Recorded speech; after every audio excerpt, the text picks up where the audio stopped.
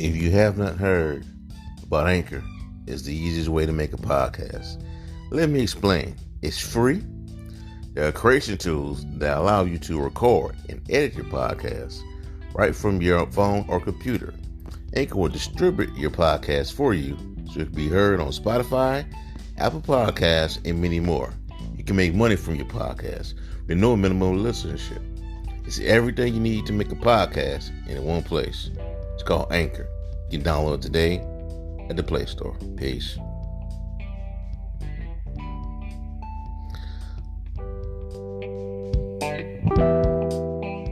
Yo, what's good? It's your boy Derrick Henry, Strike7Sports.com. Today's episode of Strike 7 Sports Podcast. I'm joined by my co-hosts Brian Bada and Leo DeSeaberry. In these episodes of Strike 7 Sports Podcast, we're going to open things up with what went down today. NFL trade deadline happened today. Was expired at 3. Well, our time is 4 o'clock. Well, I think it was 4 p.m. Eastern, 3 p.m. Central. The trade deadline expired. Nothing really went down. No really, splash moves here or there. Nothing really to blow us out of, blow it out of the water. And the big thing that went down was yesterday with Von Miller. We're going to talk about that right now. The Los Angeles Rams, man. We're going to open things up, talking about the Los Angeles Rams and their pursuit of a Super Bowl title. So I'm just going to look at, I just got some notes right here, and these moves that they've made over the last few months has been crazy, man. It's like they have no regard for salary cap or draft picks or anything like that. They're just going for it. So I'm just start off like the beginning of 2021. They traded for Matthew Stafford when they decided to move off of Jared Goff, who was their number one pick in the draft. It just didn't work out with him and Sean McVay. So they move him out. Then they like a little late, I think Cam Akers going on in the off season, torn ACL, the running back out of rookie from last year, great running back. He goes down. They traded for Sonny Michel out of New England. They signed Deshaun Jackson, who today got released from the team, even though he has a chance of getting to a Super Bowl and possibly winning it. He wants a little bit, want to be more involved with the offense, but so they decided to move on. I think it was the right move. Deshaun Jackson can still play in this league, so they move on from him. But the latest is the trade for Von Miller. Von Miller from Denver Broncos. They made the move yesterday. The good thing, the interesting thing about it is that I think Denver still pays the salary, and I think the Rams only paid a small portion of the guy's contract. So they got Von Miller to go along with a great defense with Aaron Donald, Leonard Floyd, Jalen Ramsey. That Jalen Ramsey move is starting to be pretty good now. I was kind of against it at first. I thought they gave up a little too much for him, but look like it's paying off. You got Jalen Ramsey, you got Aaron Donald, like I said, Leonard Floyd. It was a really good defense, defensive coordinator. And the Rams, now they got Von Miller to go along with Aaron Donald on that defensive line. So with this move, man, I just want to just get y'all thoughts on this, and I want to ask y'all, so if the Rams don't get to the Super Bowl this year, if they don't get to the Super Bowl or don't win it, what do you do next year? You run it back with the same group? Cause this is like Golden State Warriors ish for the NFL with this team. I'm not saying is that like with the superstars and all that, but it's on that level, man. This is a stacked football team. So go ahead. I'll take this one first. Yeah, it's championship or bust. When you put all this talent, when you go on there like the Rams have, you better win the Super Bowl. And if you don't, you probably, most of the players will be back. You may add a few pieces pieces here and there, but it'll just be a failure. And not only that, if you make it to the Super Bowl, it'll be a home game. You Yeah, won't get another opportunity like that. I forgot So, about that. yeah, you gotta try to get it this year. Kind of like what Tampa Bay did last year. If you get that opportunity, like once in a lifetime, you gotta take advantage of it. And I believe they have a great chance to get it. It's just the NFC is loaded right now. Right now, if I had to pick, I would pick the Packers to come out. Aaron Rodgers just playing on another level. That defense still is suspect, but when you have Aaron Rodgers, he makes up for some of the deficiencies you may have on the other side of the ball. Go ahead, Leo. I think that there is an expectation for the Rams to go to a Super Bowl this year, but I don't think it's Super Bowl or bust because I think that, as Brian mentioned, there's a lot of other teams in the NFC that are really good. You obviously have the Packers. You also have the Cowboys, Buccaneers, even the Cardinals, and so it's a lot of teams in there that are, and the Saints too, obviously. So it's a lot of teams in there. So if they don't go this year, it actually wouldn't be that much of a surprise they didn't go this year because they're not even guaranteed to win their own division.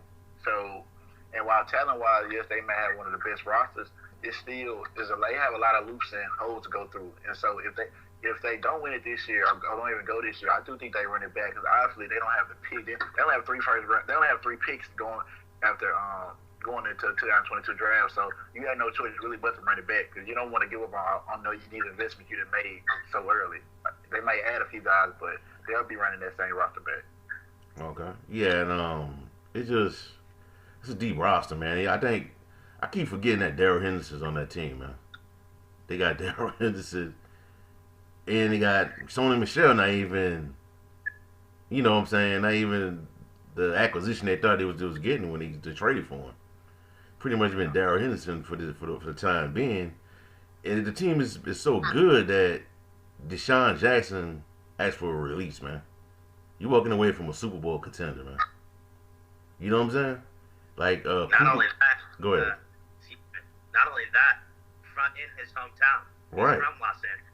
Yeah. I just saw that today. So that tells you how badly he just wanted to have a role. Like I can understand. Like I remember a few years ago in the NBA, like Caron Butler, the Dallas, he was part of that Mavericks team that won it, but I think he got hurt and never played, and he ended up moving on, I believe, next season because he wanted to be part of, actually be contributing on a championship team. So I understand that from Deshaun Jackson's point of view, and it's going to be interesting to see where he lands.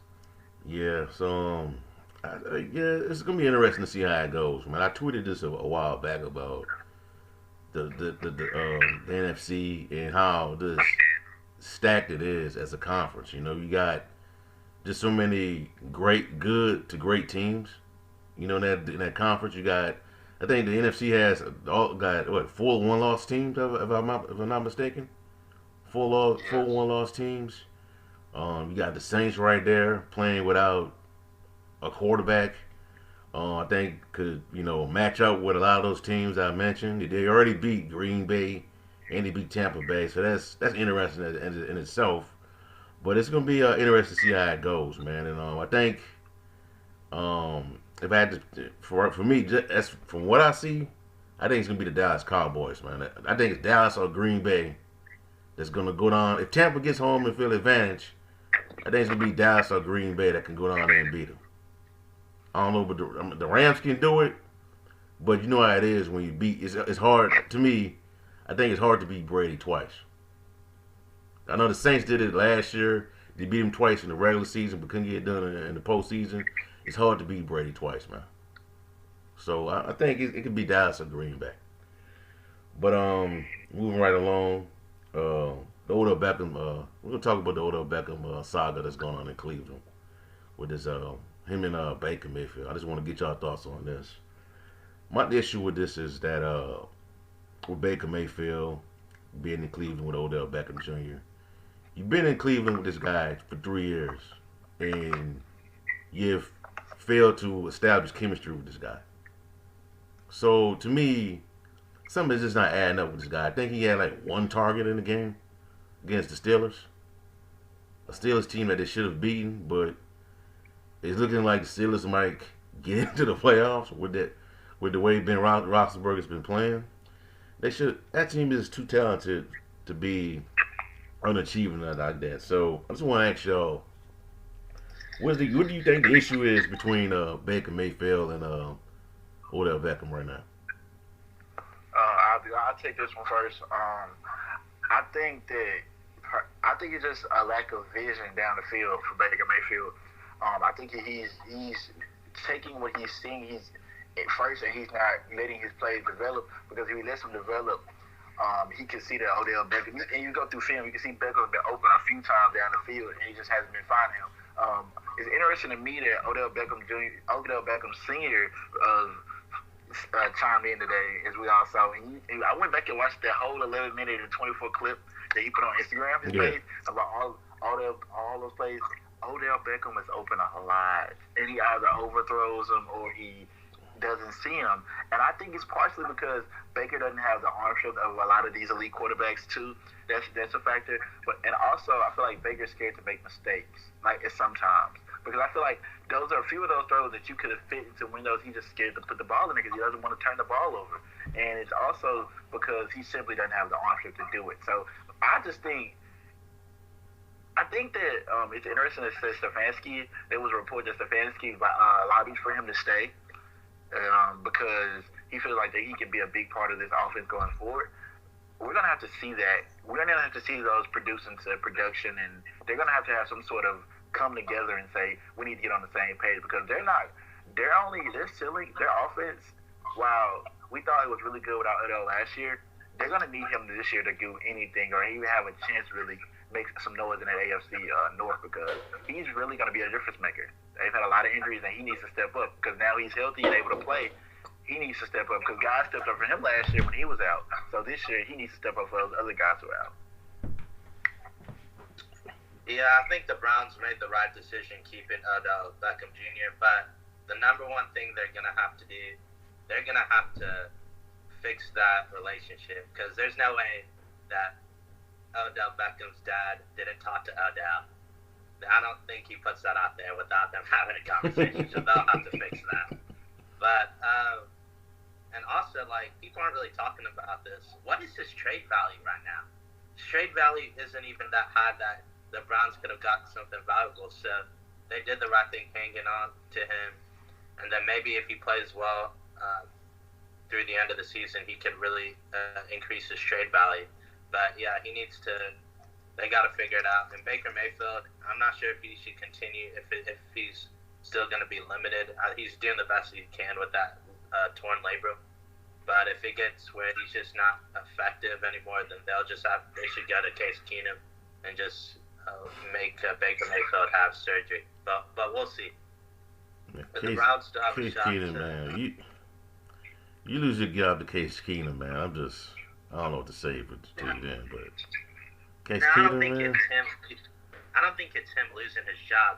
I think it's just more that he's not healthy to give the team the best chance to win. So you'll have to just protect him long term and give Keenum the opportunity. Keenum's serviceable enough that he can do a good job, and not only that, he understands this defensive offense because he was with him when he was in Minnesota too. So they have a history together.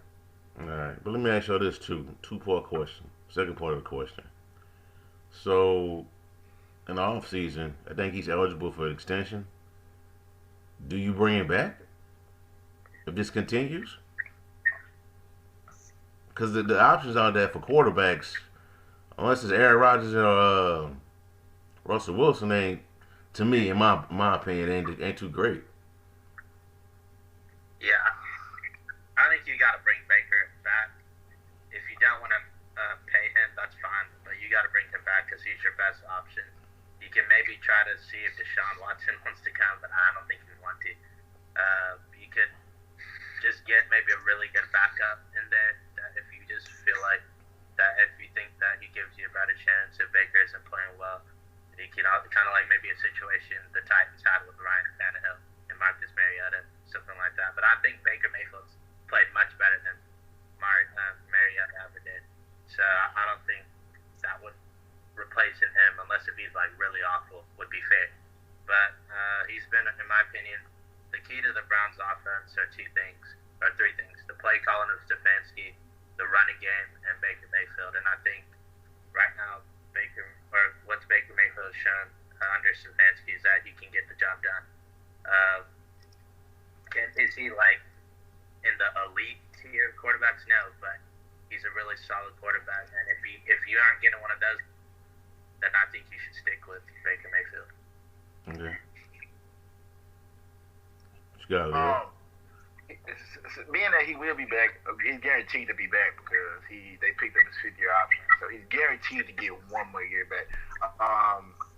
So when your question is, do they bring it? I think he's the best option. Like you said, there's no one else who's advertising enough that'll want to come there. I'm not going there. Deshaun, he probably. So I think your best thing is to if Baker Mayfield really you let him get the surgery during the offseason, you regroup with him and you bring him back next year. And next year, I think you have to let him play that season out. You don't give him the extension. You play it out, and if he plays well, you'll get more than what you deserve. Trust me. But also, guys, Baker Mayfield has something that no other Browns quarterback can say they've done. Led them to a playoff win. And I know that may not be seeming minimal now because it's what have you done for me lately, but that's going to be used as leverage. Baker Mayfield has was the quarterback of the Browns when they went to the playoffs last year, got past the Steelers and almost beat the Chiefs. They were almost really 2 plays away from going to the AFC. They almost beat the Chiefs. They were 2 plays away really from going to the AFC title game, in my opinion, from watching that game. And they were driving down the field with a chance to win. So Baker Mayfield has done some things well that I could say I could talk myself into paying him money, but I need to see him do it consistently. This year's been up and down, so I would just let him get the surgery, and we come back next year, and then you play well, you'll get your money. Trust me, we're not letting you go nowhere. But if you don't play well, we may have to look in another direction. Yeah, that's true. I think it's gonna be another interesting off season, man. And I'm just go ahead and say it right now. I just think this is how it's gonna go down, man. Right? All right. Houston's gonna move on from Deshaun Watson eventually. I think right now Houston and Detroit are on 2 of the worst teams in the league. One of them is gonna be picking the first in the draft, and I think the first pick in the draft will be Cody Pickett out of Pittsburgh. I'm calling it right now. It'll be Cody Pickett. What? Detroit needs a quarterback. Houston needs a quarterback. I'm telling you. Yeah, I was with you until you said that. I think they should take the best player available, and that, in my opinion, is up and Thibodeau out of Oregon. Dude. Detroit's going for a quarterback. Detroit's going for a quarterback. They need a quarterback, man. It starts with a quarterback. It starts with the quarterback. They don't need a quarterback. Yeah, you do. Their issues go way deeper than the quarterback position. Detroit got all kind of issues, man. And it's not. They're not. A quarterback is not going to go in Detroit and make a difference like right away. Like that, people. And that's like they kind of like they remind me of Jacksonville last year. We all said Jacksonville needed a quarterback. You see what Trevor Lawrence is doing. I don't think anybody that they draft next year is going to go in and play better than Jared Goff this year with that team. Of course not. Of course not. Look at their roster, man. So what would be? And then you're just gonna have. You're already paying Jared Goff all this money. You don't want to have dead weight on your team. So you might. They have really no choice but to let him be the quarterback next season. They really don't have a choice. They're not gonna do that though. So what they need to do is just draft around and like what Bada is saying. For once, I agree with him. They should draft the best player available. They can't draft a quarterback. So you think they should go with Kevon Thibodeau? Yeah. Hey, look, I'm telling you. Yeah. Watch. Hey, they say that this year's class is not good. That's not true. Watch. I told y'all around week 6 or 7, teams gonna realize they need a quarterback, and you're gonna start seeing quarterbacks' name rise up on the boards. Just watch. You got a lot of quarterbacks available in the first round. I'm gonna say something bold, and I hope you can come back and rewind this. No quarterback will be selected in the top 10 of a draft. Remember that. But watch somebody move up when they shouldn't, though. That may be fair, but when you were talking about picking up, I look at this stuff all the time. The Lions have the Rams pick in the first round too. They could take Pickett with that pick if they wanted it. He will probably be there. But you know how they talk him up though, man. Watch. Or any quarterback. I mean, I think there's a lot of really good ones. There's not that transcendent guy, but there's solid quarterback. Like a guy like Carson Strong out of Nevada. I think if you got him late in the first round, he has a lot of upside. So, Yeah. Did y'all hear what Keyshawn Johnson said about Trevor Lawrence a while back? About him not being a transcendent talent? Do y'all agree with that? He's wrong about that. Is he? I mean, you gotta. I gotta see you. Hype? I gotta see you in the league a couple years before I say you was a transcendent talent, man. You gotta light it on fire in your first. If you pull up Mahomes or something, then I can say you're a transcendent talent. I gotta see you a couple years in the league first. Well, that's not. What do you mean? We can't. That's not fair. What Mahomes? You mean like have the success he had around? Because most quarterbacks aren't gonna. That's like unprecedented. What Mahomes did. Or do something like Russell Wilson did. Not realistic. Yeah, I can't call you a transcendent talent like right away. Like based on something you did in college. The way you look, I can't call you transcendent talent right away. I just can't. I mean, there have been guys from college who have stepped onto the NFL field, and you knew from the jump he's gonna make it. Like from their first day on the field, like a Randy Moss. You knew Randy Moss was gonna be special the first time he stepped on the NFL field. Like you knew he was transcendent. But they wasn't saying that about Deshaun Watson. I think Deshaun Watson a transcendent talent, but they never give him the credit though. They give Deshaun. No, they didn't, man. Dude, they were saying all kinds of stuff about Deshaun Watson, man. No, they didn't. Why do you think he fell in the draft? He could have went to Cleveland. He could have went to Chicago. Yeah, that's different than him falling in the draft. I'm talking about right now, not then. I'm talking about right now. Everybody was trying to trade for him, but he gets to choose his destination. And if it wasn't for the legal issues, he would have probably been a Miami Dolphin. That's what I believe. Man, Houston just wastes talent, man. Houston just wastes so much talent, man. I saw a report earlier today, y'all, and it's crazy that they're considering giving Davis Mills a chance to show he could be the long-term guy. And I know it's crazy, and y'all are gonna laugh and all that, but he actually has not played that bad. I think if you saw what he has or doesn't have around him in terms of the Texans games, I watch these NFL league pass games. The Texans have little to no talent around him, so I want to see what he does in the next few games. He could end up being a serviceable backup. I mean, I don't think he's a future starter in this league, but this guy, he can mess around and have a long career because he has the traits of a decent quarterback. Just has no help. Okay, all right. I don't know, man. I just think they're gonna move. They're gonna want a quarterback. That's what I think. Yeah. All right. Yeah. Moving right along, man. All right. So anything else? Real quick. Go ahead. You say Pickett's that guy. Yeah, Pickett's gonna be that guy, man. I'm telling you, he's on Mel Kiper's board, man. I know we should take Mel Kiper's take with a grain of salt, but you know, I watched the guy play. He's pretty good, man, to me. I mean, he is good, but Malik Willis is on Todd McShay's board. He thinks he can be the next Kyler Murray. I thought that was interesting. I was told that don't listen to Colin Murray, but you know, I don't know. We'll see. All right, man. Moving right along, man. I want to talk about something that was brought up by Brian yesterday. It was in regards to who's a more valuable player to the Tennessee Titans between Derrick Henry and Ryan Tannehill. So if you don't know by now, the audience, Henry could be out for the foreseeable future. No timetable on his return. It's not been confirmed as him being out for the year. He has suffered a foot injury against the Indianapolis Colts. I didn't even know he was hurt in that game. So the report came down I think Monday morning that he could be out for the year, but Coach Vrabel cleared it up. He hasn't given a timetable on his return.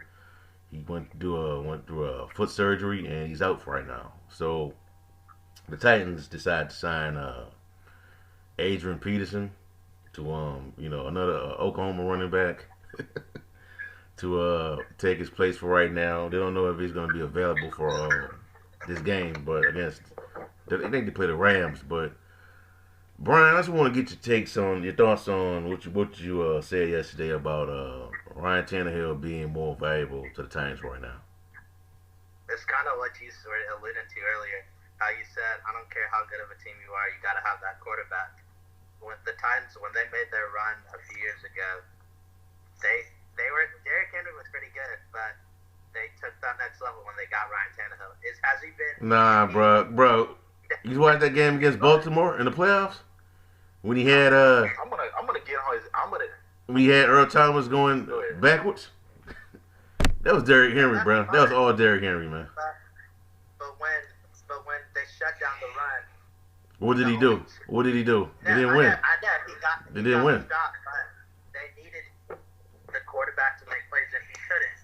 But the offense is much more better now than it was. He has a much more better understanding of it. The running game will be impacted because you can't replace Derrick Henry. But I like what the Titans did with Foreman, especially, and Peterson, and McNichols can be serviceable. I know Stephen A. Smith tried to take a shot at him. But he doesn't think the Titans can. The Titans season is done. Man, but oh my God. Titans get surprise some people. Hey. Full lead in the AFC South, so just at least win that and then take it from there. But hey, go ahead. Hopefully, Henry will be back by then. Hey, but I think now you need Julio though. You got AJ Brown. He's getting better. He's getting healthy. Now you gotta start getting Julio involved in this offense now. What you gotta say, Leo?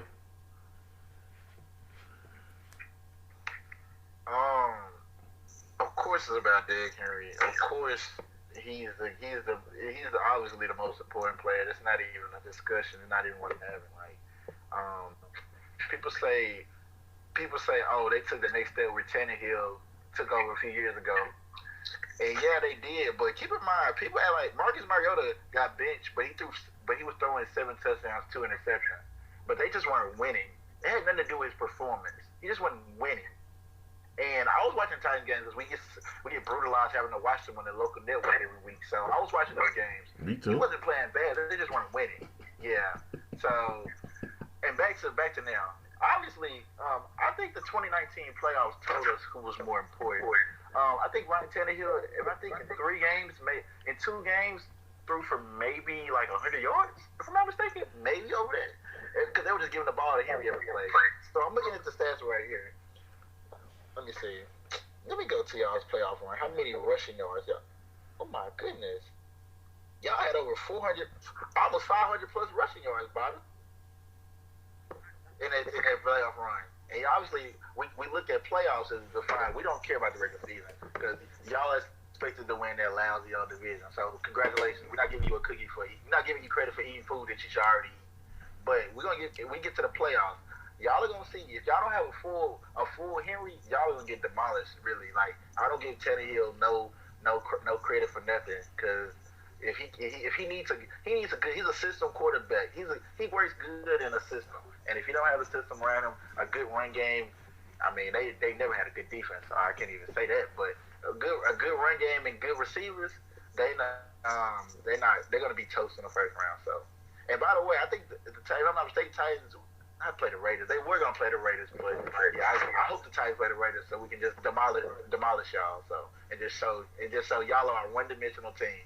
So that's what my thoughts on it. Go ahead. Of course. But what was I to say? Who got that number 1 seed right now? What's the name of that team saying? Man, y'all do y'all really think? Hey, be honest. Do you really think y'all gonna keep hold of that number 1 seed? AFC is real weak right now, in my opinion. It's a very weak conference right now. Yeah, it is weak. Look at who's number 1. That should say it all. They're not. I don't think there's a great. There's just a lot of really, really good teams. Yeah, that's it. Not like that. Nobody has that Kansas City effect or New England effect. It's just what about the Buffalo effect? Yeah, I disagree with him on that. Up and down, and I'm I don't think they're like invincible. Right? I just feel like if you play them, you're gonna lose like the Chiefs and the Patriots.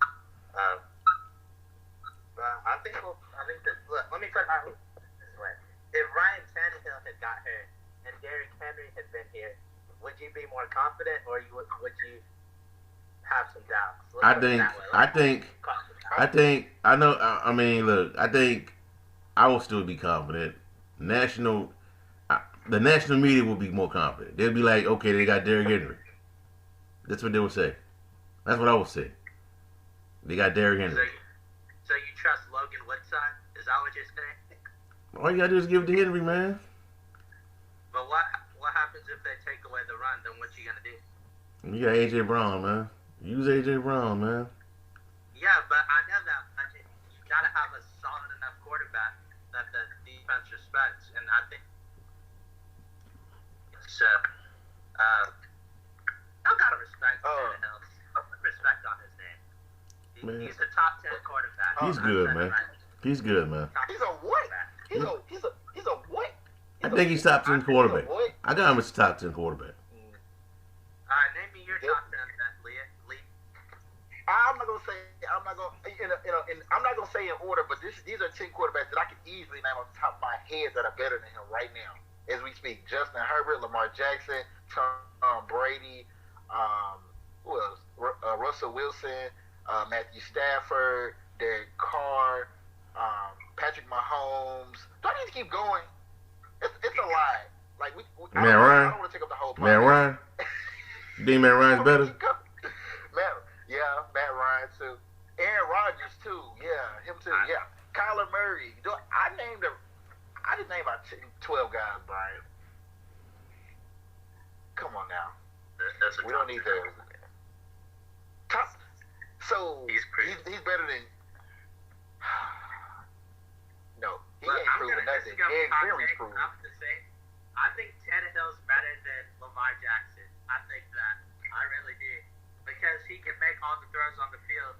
He may not be able to run as much as Lamar can, but he's mobile. All right, man. All right, man. Okay. All right. I mean, look. Who's more valuable, man? You know what?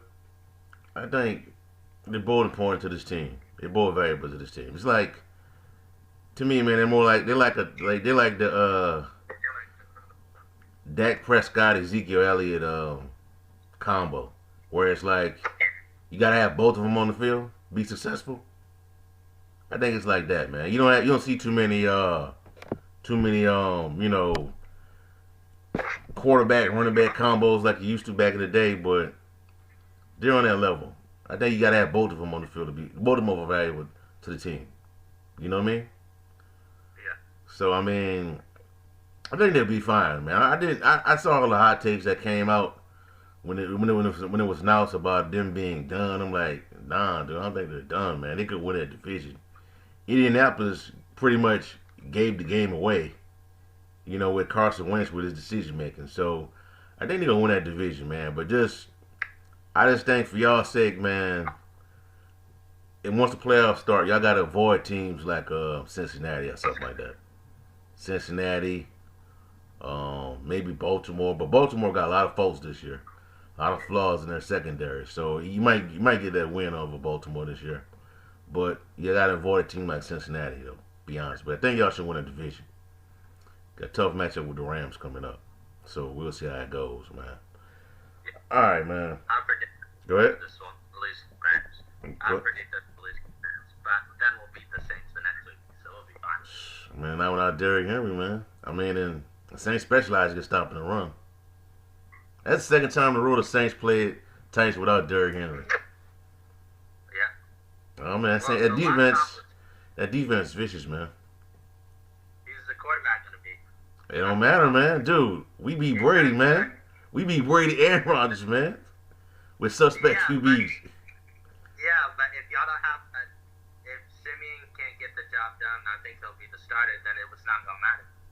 Dude, it don't matter, bro. It's vicious, man. Like, dude, I don't see y'all beating the Saints, man. I might go to that game, by the way. Right. I might go to that game. I don't know. But we'll see, man. All right, man. Moving right along. Now, this one I want to get on right here, man. I really want to get on these folks. The CFP, the whole presentation, college football playoffs was a straight up joke. And I got the rankings in my hand right here. Rate them down top 10. You got, I'm going to start from the bottom. So they go with Notre Dame at 10, Wake Forest at 9, Oklahoma at 8, Michigan at 7. So you say Michigan is better than Oklahoma, but Michigan had a matchup with a playoff team that you put in, but they're better than Oklahoma. Okay. You go with Cincinnati, I get it. I know Cincinnati was getting screwed over anyway. You go Ohio State at 5, Oregon at 4, Michigan State at 3, Alabama at 2, Georgia at 1. CFP, man, these rankings, I don't like the rankings, man. I don't like, to me, it's like you get punished for winning. You know what I'm saying? You didn't lose the game. You won it, but you didn't win it conventionally, but you get punished for it. I mean, why you just can't win the game and continue? Why you just can't win the game and continue to keep your rankings? You know what I'm saying? That's why stuff is so flawed, man. So I don't agree with the rankings, man. And the way it was presented, they kind of like dragged it out. And like when they did the top 25, they kind of like talk about every ranked team outside of the top 4, like it mattered, like everybody really cares. But they really dragged it out, man. But I don't know. I don't like the rankings, man. Oregon, you know what I'm saying? Oregon got it. I'm surprised Oregon got number 4, man. I thought it would have been Ohio State instead of Oregon, but they gave it to Oregon. So, I mean, is there a playoff spot to lose, man? I think if they went out, they're gonna just stay in there. They're not gonna move them out. So is there a number 4 spot to lose?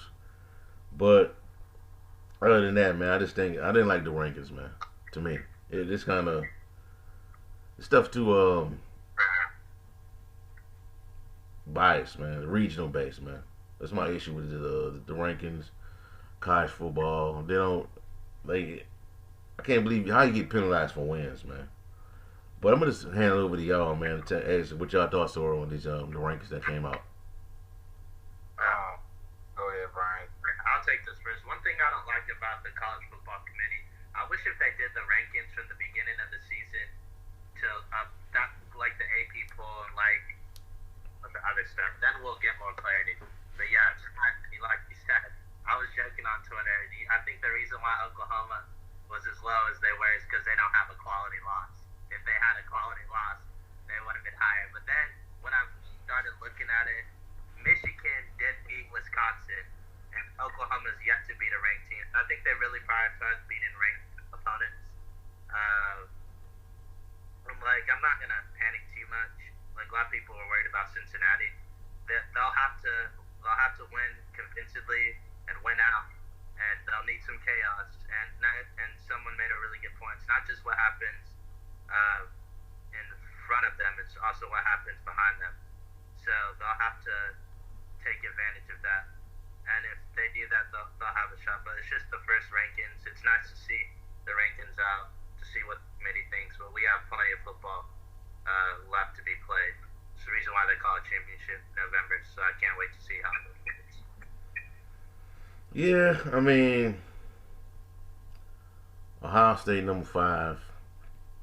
So let's say that Ohio State go down to Michigan, and Michigan goes to the Big Ten championship game, and they went out, and you got Notre Dame and they went out. Cincinnati went out. Who do you move up? You think they're gonna leave out Notre Dame? Right, Notre Dame, but yeah, if Cincinnati wins out and Notre Dame wins out, and Michigan wins out. all right, Michigan could get in over Cincinnati because they would have beaten Ohio State. Penn State may be ranked at the end, but maybe not. And they would have probably beat one of these teams. Minnesota was ranked, so that if they win the West, or Wisconsin again, they could. I could see them making it. But it's just there's so many wild scenarios. We have to see more. I don't see Michigan going undefeated. Michigan State, I think they should join. I think they could lose against the Purdue. That's my upset of the week. Purdue is pretty good. And Michigan State, they're Could it be good, Iowa? but Be saying it. Could it be Iowa? Fake ID? Yeah. Iowa? No, but I'm saying Purdue is better than people think, and I think they can beat Michigan State. I'm not saying they will, but if there's an upset this week, that's the one I'm calling. Nah, bro. Nah. That team's too well coached to be doing stuff like that, man. It's Mel Tucker. But this season's been crazy. Good. Alabama lost to Texas A&M, for example. So they're well coached too, but I think college football, anything can happen. So that's why we love it. And so I'm not sold on Michigan State. You not? Alabama. All right, let me ask you guys this. Someone asked this. If Georgia wins out, Alabama wins out, Oklahoma wins out, Cincinnati wins out. Wait, not Alabama. Georgia beats Alabama. Georgia wins out, Oklahoma wins out, Oregon, Ohio State wins out, and Cincinnati wins out. Who do you take? So you take let's put it this way: take Georgia, Oregon, and Ohio State. If it comes down between Oklahoma and Cincinnati, and they're both undefeated at the end, and Cincinnati was ranked higher today, but we've seen teams jump each other. Do you think they should put Cincinnati at 4 or Oklahoma at 4? Man, you know the committee gonna put Oklahoma at 4, man. It's about money, man. This stuff's about dollars, man. Yeah, but the one thing they have to be. It's about money. If they're not convinced, then I don't think they'll get it. So. Man, look, I think Oklahoma just gotta take care of business, man. Yeah, Just take care of business. Do y'all think Oregon is going to keep that number 4 spot? No. No? Wait, what do you mean? You mean like they're going to lose the game? Yeah. Yeah, like, are they going to lose a game?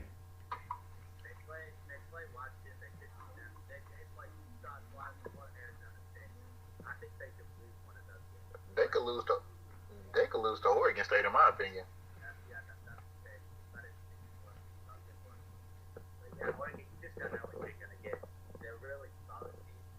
When they play their best, they can win the national. I can't hear you, Brian. Can't hear you.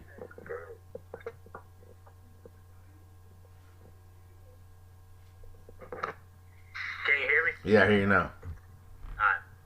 When Oregon plays their best, I feel like they can beat anybody except for Georgia. Wait. Bro. So you saying you got the potential number 1 pick in the draft, Kayvon Thibodeau, and that defense. You saying they don't match up with Georgia? You don't think that's a bad matchup for Georgia? No, I'm just saying Georgia's defense is just like it's one of the best I've ever seen. That's the thing. I can agree with that. Could beat Georgia, but I would give Georgia the edge based on what I've seen. And Anthony Brown, he's not a world beater. He's a solid quarterback, but he just doesn't. When you look at Anthony Brown, you don't say, "All right, that guy is." Yeah. He's Jacob Coker. Yeah. So, that's my big question. That's why I'm gonna be surprised if Oregon loses another game because I'm just not sold on Anthony Brown. Hey. That guy. Hey, let me tell y'all this. Watch out for the Iron Bowl this year. Watch out for the Iron Bowl, man. Auburn looks good, man. Auburn looks good. I got an article about a team that I think is a sleeper coming out this week. You kind of alluded to it, so I can't wait about it. But there's a few teams in the back of these rankings that I could see them making a run for that top 4 spot. It's possible because we've seen it before. Like they were showing, I think the highest team, like Ohio State, when they made it, the initial rankings, they were 16. So the first rankings, like people gotta understand. Some people like panicking. It's just the first rankings. They don't matter. We have plenty of football left to be played. So don't be surprised if a team, if they get on the run and beat a lot of really good teams, they could make it to the top 4. All right, what you got, man? Yeah, I've been listening a lot. I'll be going in and out, but I have a lot to say, y'all. So gear up. Go ahead, man. Let's do it. Really, first of all, for my taking the rankings, y'all, it's really I can't respect the rankings like because especially when let's go to where they put Cincinnati. They put Cincinnati at 6, right? Mm-hmm. The only team everybody ahead of them besides I think if I'm not mistaken, everyone ahead of them but Georgia has a loss, right? Right. Except besides Michigan State and Alabama. So I think Cincinnati belongs in the top 4. But really, what stood out to me, y'all, was the fact that Wake is so low. And I know Wake's 9, which I understand because they haven't had beaten the top quality amount of opponents. But what if Wake Forest y'all goes undefeated? Like let's say they would go 13-0, win the ACC. Does Wake deserve to have a claim in that too? Yeah. But will it committee? I mean, look, I told you, it's about dollars, man. This is about having the best matchups around the holidays. So then now it gets to the point to where you get a 13-0 Wake Forest team gets a potentially 13-0 Cincinnati team, and so you have, and then so somebody gonna get left out. Somebody's gonna be 13 wins playing in like the Cotton Bowl or one of those Rose Bowl or something like that, or one of those Fiesta Bowl, whatever, one of those non-championship bowls that they have. So, and another thing that stuck out to me, y'all, that really concerned me was the lack of recognition for those non-Power 5 schools like UTSA. I think UTSA should have been in their top 25. Like I don't know how they put a 3 loss. Who had 3 losses that was in there? Mississippi State. Wisconsin. Yeah, Mississippi State. The boy at 17, bro. 17. Mississippi State at 17. They got a power drive by Bama. I know. That Ed and win helped them. They lost to LSU. But if you think of They lost to Memphis. They beat 2 ranked teams. They beat who? Who did they They beat? beat Kentucky and they beat Oh A&M. man, Kentucky getting exposed, man. Kentucky about to get exposed. Kentucky played Georgia the best. I can see arguably any team that played them this year. And No. that's not saying besides Clemson. Kentucky is not that bad. I just feel like Mississippi caught them a good night. But I do think that another thing that stood out to me, and this is my last thing on the rankings, y'all, really was the fact that Oklahoma was so low.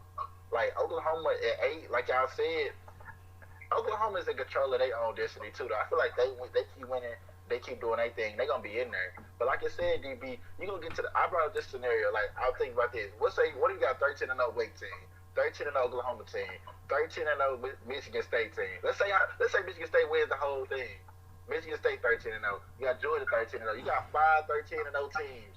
And there's only 4 spots. So somebody going to get cut off the spot. So the question of, do y'all think, in that scenario, do y'all think Cincinnati gets in or Wake gets that last spot? I think they might. I think they would lean towards Wake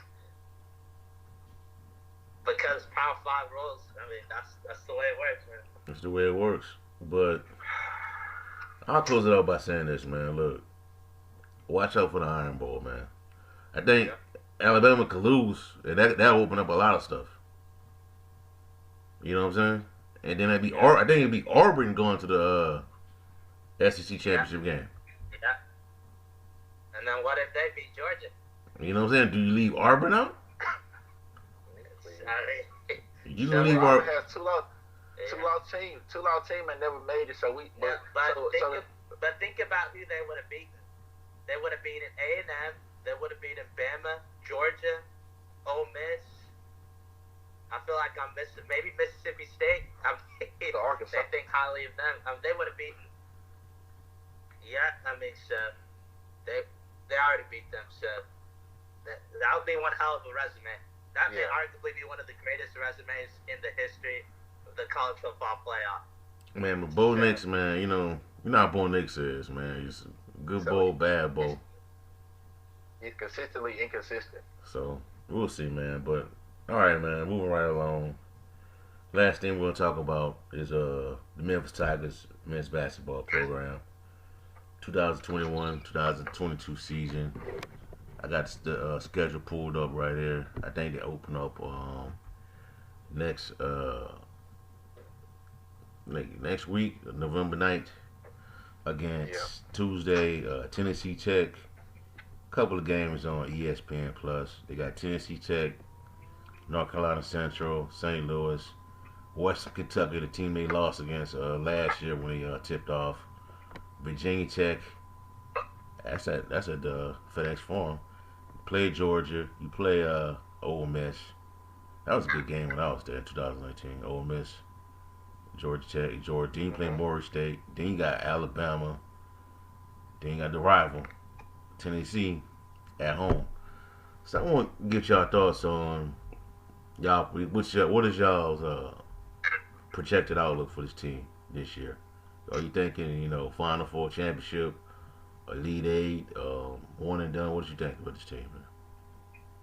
Um, I think personally that this team can be a team that makes a run in the Sweet 16 type team. I'm not ready to crown them Elite Eight or Final Four yet. I think the team has the talent to make a Elite Eight or Final Four run. The thing for them that'll be interesting to watch is egos. Like this is probably the best. This is obviously the best team that Coach Hardaway's ever had. So you have a lot of guys, that's NBA guys. You probably have three. They got three NBA first round guys on their team. They get Imani Bates and Devin Durant. I think Josh Manoy, even though he'll come off the bench, will be a first round guy. He has that talent. So the question would be, how do you guys mix talent together? And also, it's 14 guys on this team that can play. Penny Hardaway said 4 or 5 guys won't. There are 4 or 5 talented guys that won't play. So the question would be, can guys together? Because if they stick together and everybody buys in, this has the opportunity to be a pretty special.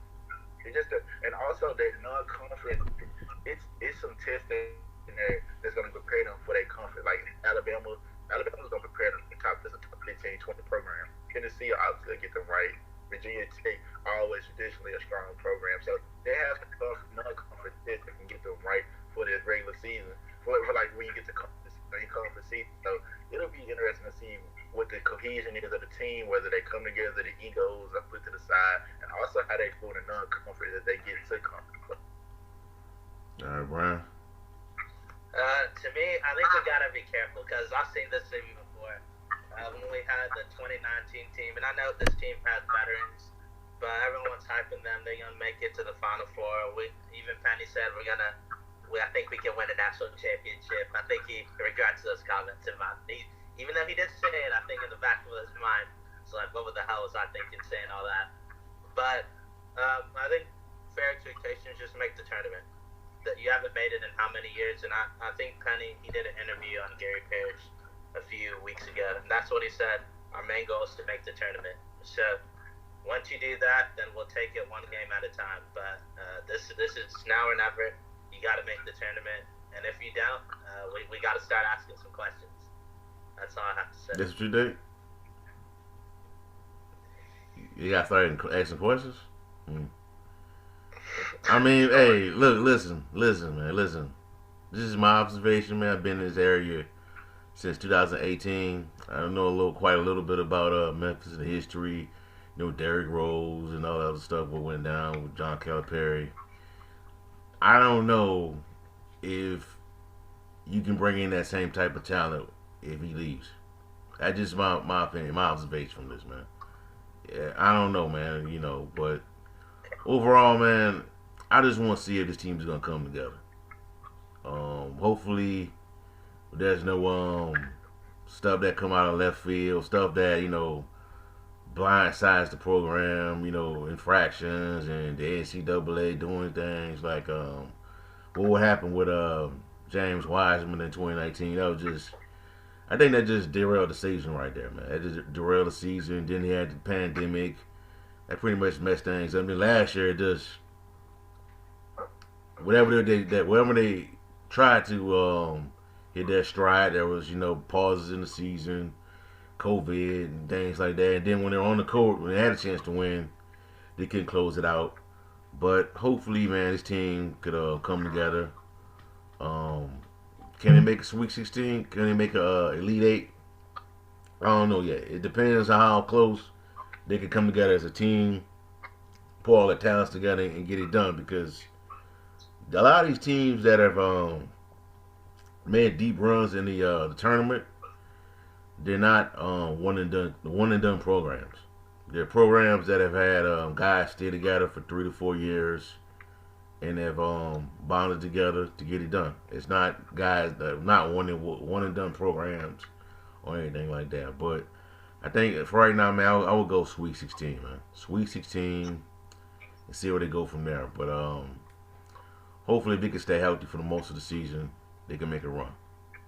You got anything else? Well, can I say a few things on this?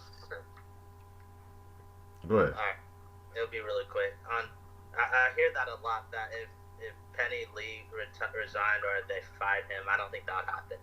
That they couldn't get someone to bring in that much talent, and that may be the case. But I think you can get someone who understands college basketball and what it takes to build a successful program. And I think, in my opinion, that if you can understand that and then you can build it that, like for example Gonzaga, they won't, for the most of the time, they won't have as much talent as Memphis will, but they understand how to build a program, and they are in a weaker conference. That's important, but they just have a culture and an identity, and so everybody that comes in buys into that, and that's I think why they're one of the most successful basketball programs in the nation. So I'm not saying I don't think we should.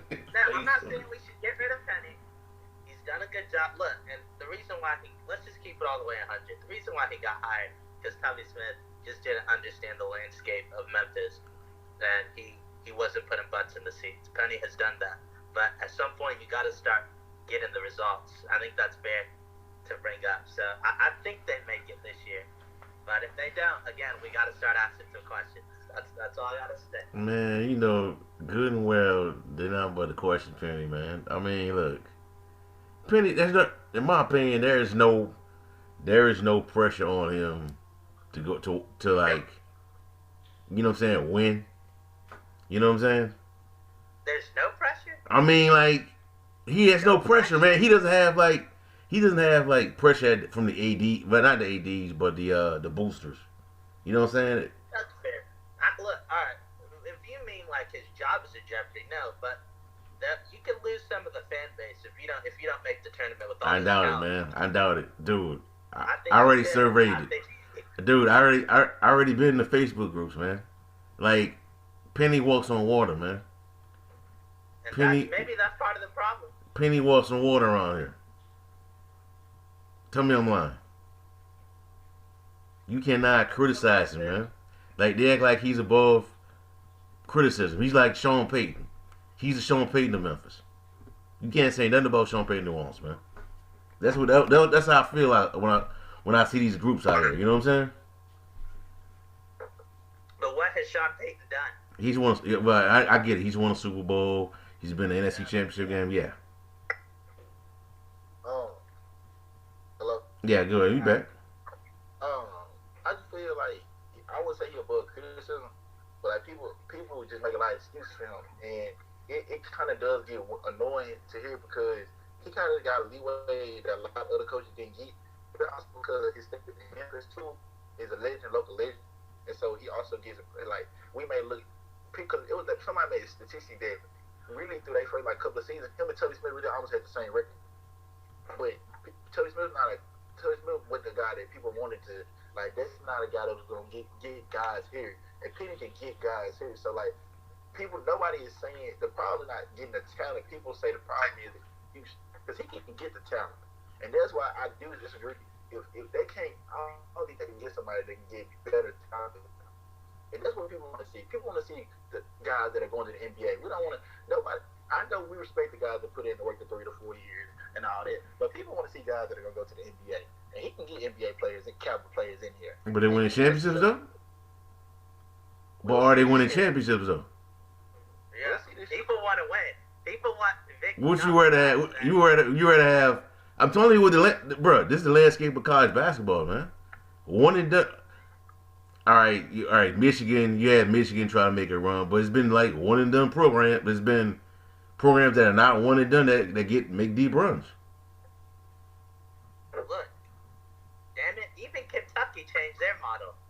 If you see this past, they got some talented freshmen, but they got some vets. And Penny's learned that now. He has some vets, but college basketball, like, it's the opposite of college football. College football, if you have talented freshmen, most of the time they're going to have success right away. It just doesn't work that way in college basketball. It's a different game.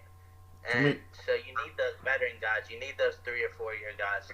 That's how you're able to win. And so we'll see. Still have questions about the point guard. Apparently, the word on the street is Lomax is probably going to start. And so we'll see how that goes. They're starting him again? But, yeah. Man, I don't. But you got to think about it this way. That dude is reckless, man. But who's a better point guard, Amani or Lomax? It's Lomax because it's just his natural. Amani's just a bucket getter. That's just what he does. Are they still trying to make him play? They still trying to make him play power forward? No, well, no, I don't know about center, whatever they're trying to do. No, I think they're trying to just get him to be a small forward, shooting guard, and a lot of these positions are interchangeable. So, like when someone says, well, except for like maybe point guard and center, but if you're a 2, 3, and 4, they're basically interchangeable for the most part. Go ahead, Leo. I think that for them starting Lomax, I think he brings a type of player that's needed to run his team. But the problem I have with Lomax is that he has a ceiling, and like his floor is very low, and his ceiling is very low. So you just know what you get out of him. But also he's very consistent. And something that I noted and that I saw from a report from a journalist that I noticed in note, he's told me that the start of Alex Lomax will mainly be like a beginning of the season thing. They're trying to ease Imani into that starting point guard position, and when they feel like he's ready, Alex is going to come off the bench because they feel like their best lineup is guy named Earl Timlake will be their backup. He'll probably be their 6th man. Coming from the beginning of the season, he's a starter. Him in their starting lineup. So I think really they're trying to ease money to that point guard position. But I say by game 10 or 11, you'll see Money Bates being a starting point guard, and then you'll see Alex come off that bench. And I think that team will be right there with Money starting and Elo coming off the bench will be more. I think that team could be. That's a championship contender, not participant, but they could contend for a title with that type of lineup. Do y'all think they could overtake Houston? They should. Houston lost a lot, and if this team could come together, I think that's the bare minimum. You got to make the tournament, and I think you should win a conference title, whether it's the regular season or the postseason one, or the conference tournament. I think you should be able to beat Houston. Only problem with the Houston, them possibly being Houston is DV. They have the type of player that you say you look for in like a tournament type team. Like when they get to crunch situation, most of those guys last year most of those guys were 5th-year seniors. Their best player were 5th-year seniors and Grimes who was junior. Right. But so they have guys that have been there 2 or 3 years. Like their best player this year will be Marcus Sasser, will be a junior, who was really a key contributor his first 2 years, but got to learn really, and now he'll be a guy that averages 20 to 23 points a game. So those guys, and they have more guys behind him that'll be 2 or 3 years already in experience. So we'll have to see what Memphis does against Houston in terms of whether the youth is actually something that Memphis can use to their advantage. Because these last few years they've tried the youth movement when it comes to playing Memphis and other tough teams in the AFC, and it hadn't worked. But maybe this year the depth and the youth will come together, and we'll see it all manifest because they should win a conference title this year, and they should on paper. But that's why they play the games, because Memphis talent-wise may be better than Houston, but Houston may have the more experience, and like you said, DB, experience wins championships. Yeah, man. The schedule, man. I'm looking at the schedule right now, man. This stuff looks very favorable, man. Kind of looking at this Western Kentucky game. I know they had some issues with this team last year when I watched the game. You got Virginia Tech after that. I mean, you got St. Louis. I mean, the ones I'm really looking at is Alabama and Tennessee. These 2 back-to-back games right here, man. Alabama, Tennessee.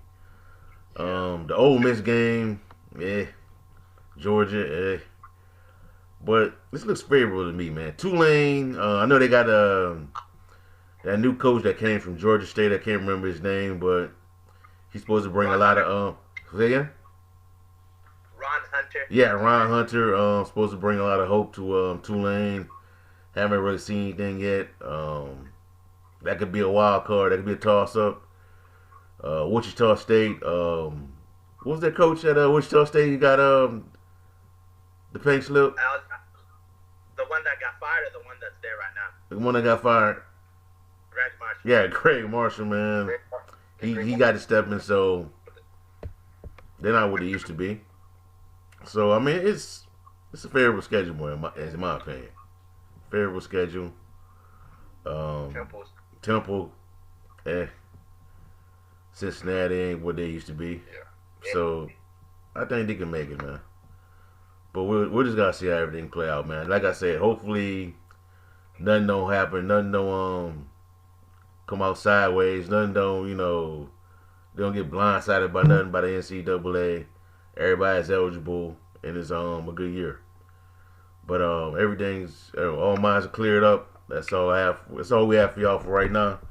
Just give us a like, comment, subscribe to the channel. Listen to this on Apple, iTunes, Apple, Spotify, YouTube, Spreaker. Just give us 5 stars. List your comments, share your thoughts, critique, criticize. It's all good.